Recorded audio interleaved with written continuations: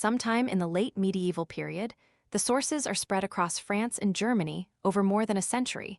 All the nuns in a convent began meowing like cats. Then the nuns in the next convent began meowing too. The case most thoroughly documented occurred in Germany, where a convent was overtaken by a collective meowing that lasted for hours each day. The nuns could not or would not stop. The behavior spread from one to another through the community, and then apparently from that community to neighboring convents, where the affliction appeared among women who may have heard reports of the original outbreak but had no direct contact with the first group.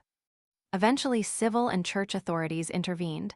The specific remedy was soldiers threatening corporal punishment if the meowing did not cease. It ceased.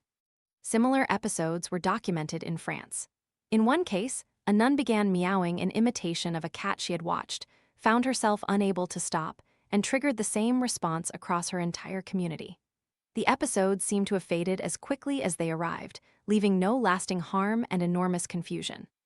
Medical historians today classify these incidents as mass psychogenic illness, and the categorization makes the behavior slightly less mysterious without making it any less strange.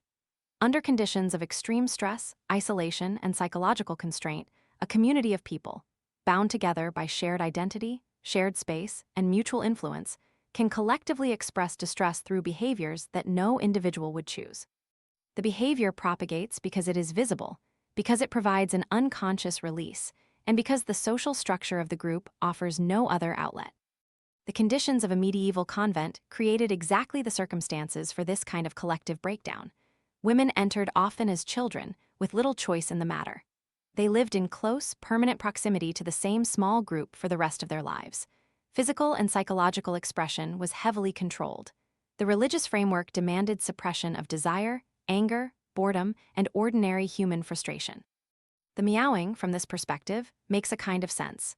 It was noise that the rules did not specifically prohibit because no rule existed for it. It was communication when communication was restricted. It was, above all, something happening in an environment designed to ensure nothing happened. What is striking is not that the nuns meowed, but how quickly the behavior spread and how effective the threatened punishment was in stopping it.